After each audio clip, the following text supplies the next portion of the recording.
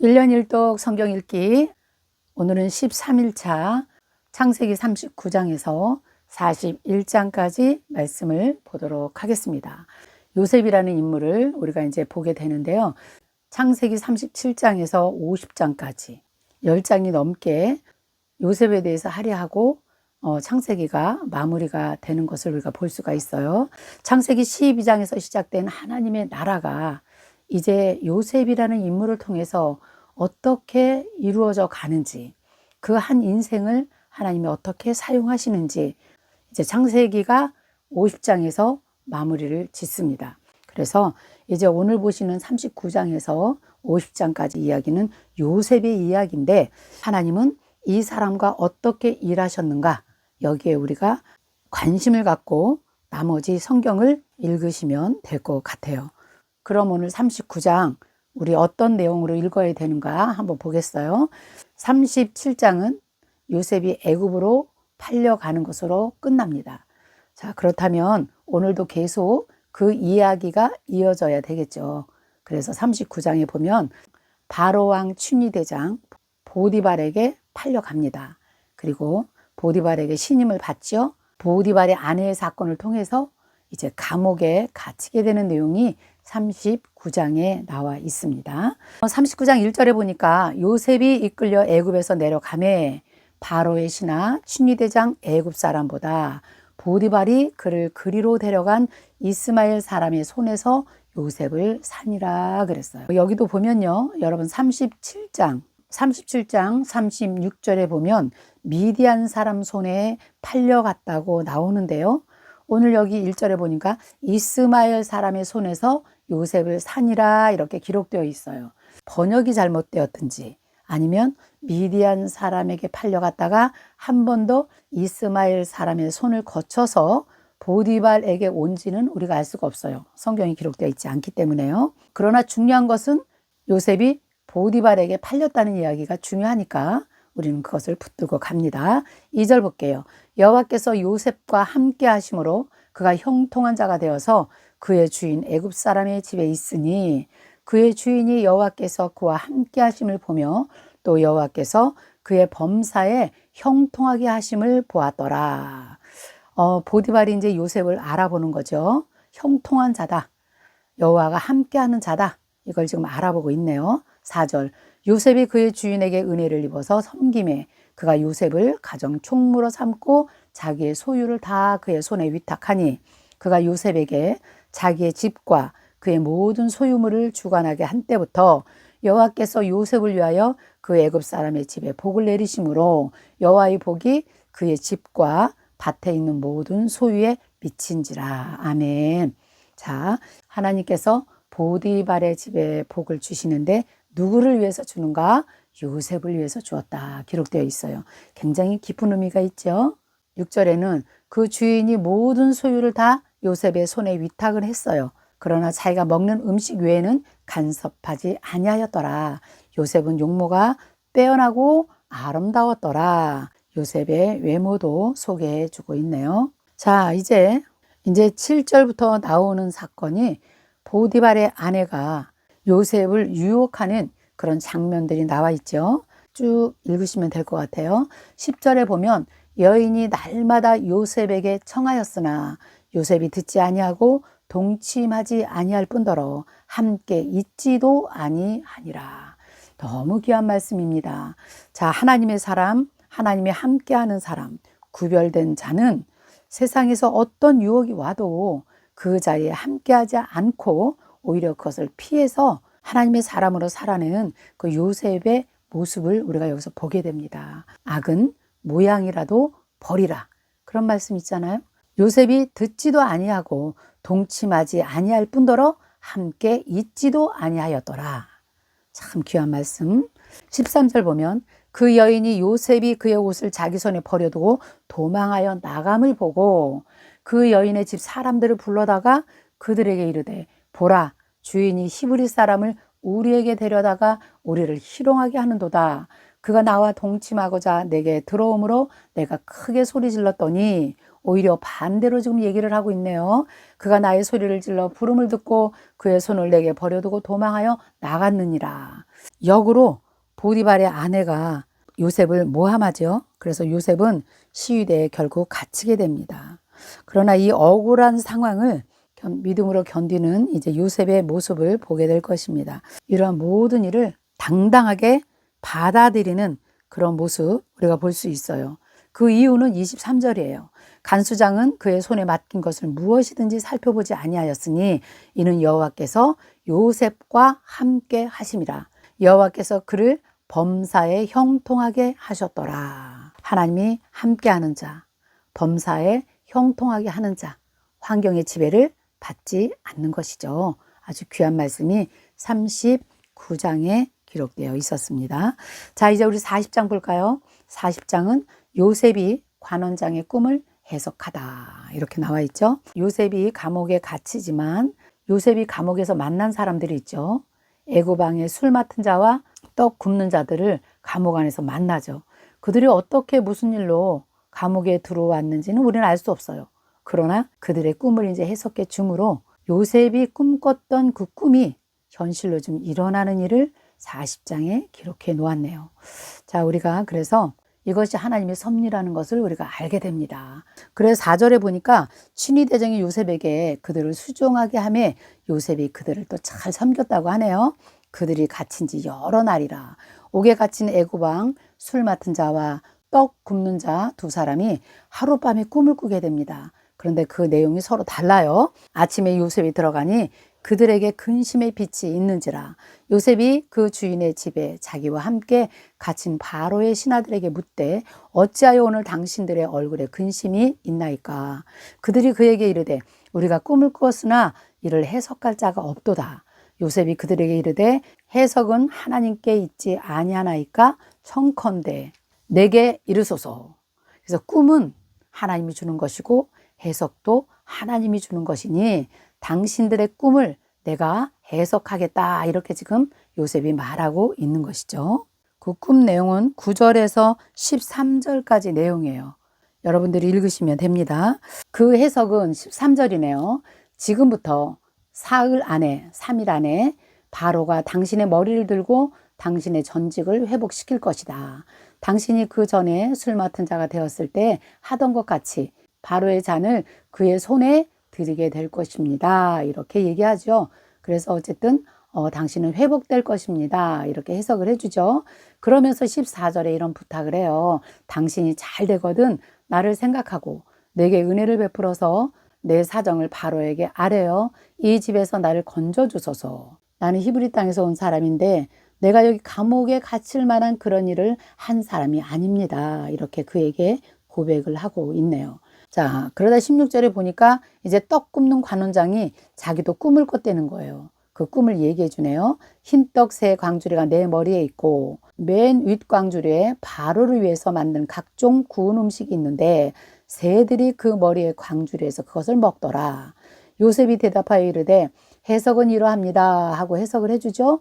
새 광주리는 사흘이라. 지금부터 사흘 안에 바로가 당신의 머리를 들고 당신을 나무 위에 달리니 새들이 당신의 고기를 뜯어 먹으리이다. 아우, 무서운 해석이네요. 제3일은 바로의 생일이라.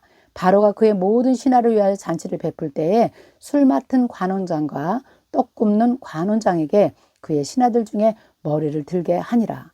바로의 술 맡은 관원장은 전직을 회복하고 그가 잔을 바로의 잔에 받들어 드렸고 떡 굽는 관원장은 매달리니 요셉이 그들에게서 해석함과 같이 되었으나 술 맡은 관원장이 요셉을 기억하지 못하고 그를 잊었더라.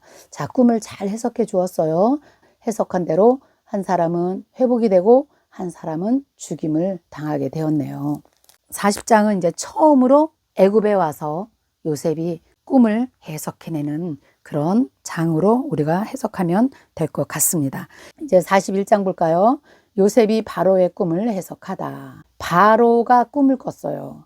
그런데 그 꿈을 점술가들이나 당시의 현인들도 풀지 못하는 그런 꿈이었어요. 그런데 이 꿈을 이제 요셉이 또 해석을 하게 되네요. 그래서 그 꿈을 해석함으로 그래서 그가 이제 신임을 받게 될 뿐만이 아니라 마침내 애굽의 총리로 임명이 되는 일이 41장에 있어요. 자, 이러한 극적인 상황, 정말 전적인 하나님의 오묘하신 섭리 확실히 우리에게 증명해주고 있습니다.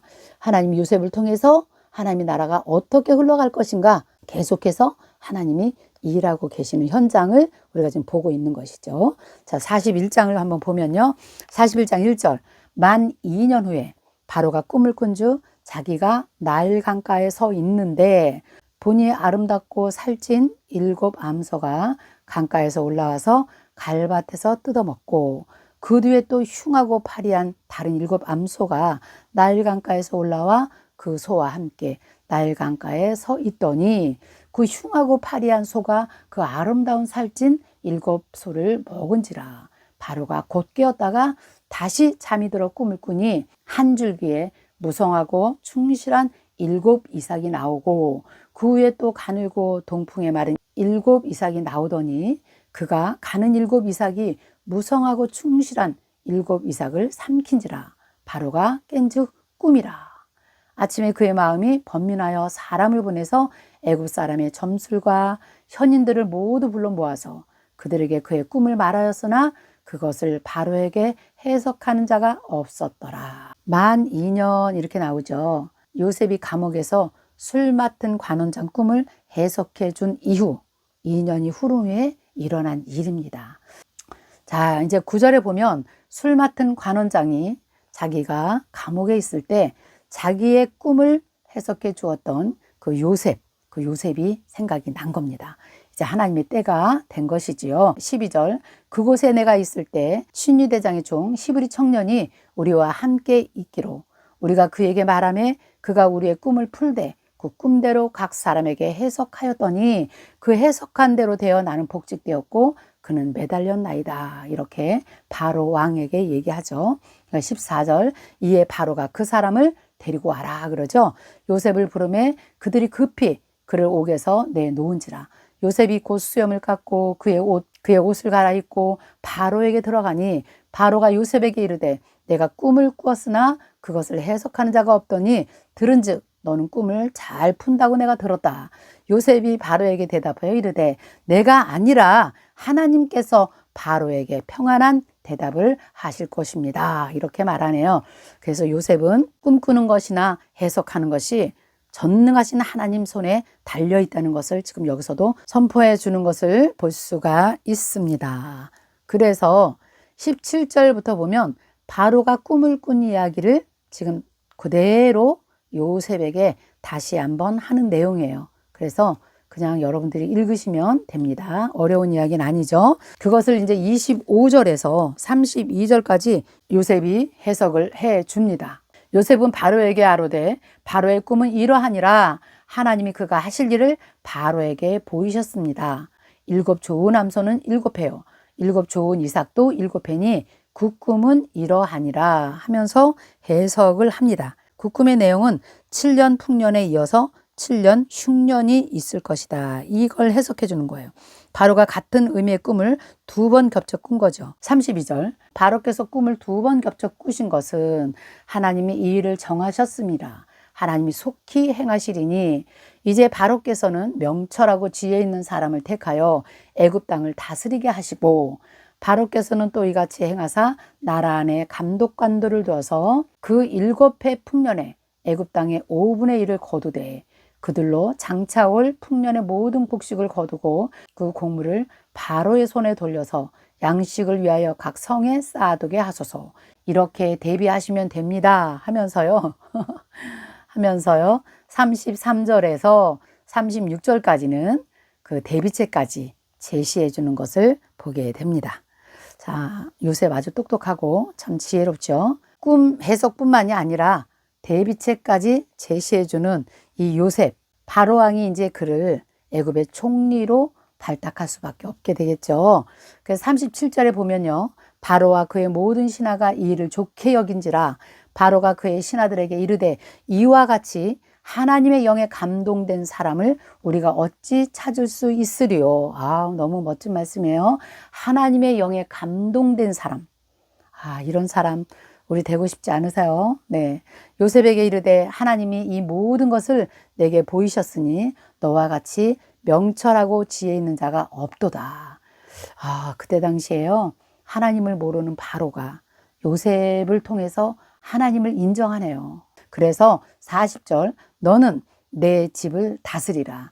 여기서 말하는 내 집은 바로의 개인적인 집이 아니라 그 나라예요.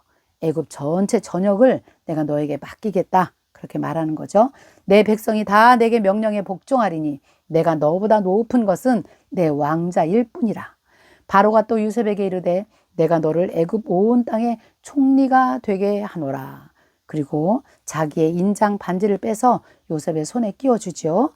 또 세마포 옷을 입히죠. 금 사슬을 목에 걸어주죠. 자기에게 있는 버금술에 그를 태우고 무리가 그의 앞에서 소리 지르기를 엎드리라 하더라. 바로가 그에게 애굽 전국을 총리로 다스리게 하였더라. 그래서 이제 왕의 권위를 주는 거예요. 네, 그 서열 2번입니다. 그래서 이제 요셉이 13년 동안 노예에서 또 그다음에 감옥에서 그렇게 13년을 살았지만 요셉은 마침내 애굽의 총리가 되네요. 노예로 팔려갔을 때부터. 그래서 13년 전에 꾸었던 그 꿈이 여기서 지금 이루어지고 있는 것입니다. 자, 그리고 이제 44절부터는 요셉이 이제 결혼을 하네요. 그래서 아들을 또 낳는 이야기가 나와 있네요. 45절 볼게요. 그가 요셉의 이름을 바르낫 바네아라고 하고 또 온의 제사장 보디베라의 딸 아스낙을 그에게 주어 아내로 삼게 하니라. 요셉이 나가 애굽 온 땅을 순찰하니라. 이때 당시는 뭐 애굽에서 섬기는 그 제사장이 왕궁에서 왕 서열과 거의 같았기 때문에 이런 제사장의 딸과 결혼하지 않으면 있을 수가 없는 거죠. 그 서열에 들 수가 없는 거죠. 이것도 하나님의 섭리라고 저는 봐요. 그렇죠? 출애굽기에 가면 모세도 왕궁에서 이런 제사장의 반열에 서야 되기 때문에 결국 그가 사람을 죽였지만 하나님께서 광야로 모세를 이끌고 나오는 것을 우리가 보게 됩니다. 그래서 어쨌든 그때 당시에 왕궁의 풍습은 이러했다는 것을 우리가 보면서 가면 되겠어요. 46절 요셉이 애굽 왕 바로 앞에 설 때에 나이가 30세라 그랬어요. 자, 나이가 30세면 공식적으로 이제 직위에 오를 수 있는 나이, 그런 나이가 30세라고 우리가 보면 되겠죠. 그래서 그가 바로 앞을 떠나 애굽 온 땅을 순찰하니라. 그래서 예수님도 공생애를 30세부터 시작하죠. 그 다음에 레위인도 하나님께서 제사장의 그 직분을 감당할 때 30세로 하나님 또 정해주시는 걸 볼 수가 있습니다. 30세가 굉장히 중요한 나이다. 47절 보면 7해 풍년에 토지 소출이 심히 많은지라. 정말 7년 동안 이제 풍년이 드는 것을 볼 수 있어요. 풍년이 들어서 이제 곡식들을 많이 바다 모래같이 심하게 많이 저장해 두는 것을 볼 수 있고요. 그 다음에 이렇게 풍년이 들 때 요셉이 두 아들을 낳네요. 50절 흉년이 들기 전에 요셉에게 두 아들이 나되 곧 온의 제사장 보디베라의 딸 아스낫이 그에게 낳은 자라. 요셉이 그의 장남의 이름을 므낫세라 하였으니 하나님이 내게 내 모든 고난과 내 아버지의 집에서 일어났던 모든 일을 잃어버리게 하셨다 하며, 그래서 므낫세는 하나님의 도우심으로 형통함으로 살게 되어서 그 모든 것을 지금 다 잊어버렸다, 이런 뜻이 므낫세라고 합니다. 그리고 52절 차남의 이름을 에브라임이라 하였으니 하나님이 나를 내가 수고한 땅에서 번성하게 하셨다 함이더라. 여기까지가 풍년이에요. 풍년 때 일어난 일이에요. 네, 53절 보면 이제 애굽 땅에 7해 풍년이 그치고 이제 흉년이 이제 오기 시작합니다. 그래서 54절, 56절까지는 흉년이 들었을 때 애굽에서 일어난 일들이에요. 14절 요셉의 말과 같이 7해 흉년이 들기 시작하며 각국에는 기근이 있으나 애굽 온 땅에는 먹을 것이 있더니. 요셉의 양식 정책 너무 잘 해놨었겠죠. 그래서 애굽 사람들은 굶지 않고 살았다는 이야기고요. 56절 보면 온 지면에 기근이 심했고 요셉이 모든 창고를 그때 다 열었다. 애굽 백성에게 팔고 애굽에서 기근이 심하며 각국 백성도 양식을 사러 주변의 모든 나라에서 애굽으로 들어왔다 기록되어 있네요. 기근이 온 세상에 심하였더라. 그때 당시에 애굽과 중동 일대 지방 그 모든 지역에 이제 흉년이 심할 때 애굽에서 이렇게 인정을 받고 있을 이럴 당시에 이제 42장은 요셉의 형들이 이제 애굽으로 양식을 사러 오는 이야기로 또 42장이 시작되겠죠. 그래서 요셉과 형들의 만남이 이루어지는 것이죠. 그래서 이것을 내일 우리가 다시 한번 보도록 하겠습니다. 자, 오늘은 여기까지 하겠습니다. 여러분 수고하셨습니다. 내일 뵙겠습니다. 감사합니다.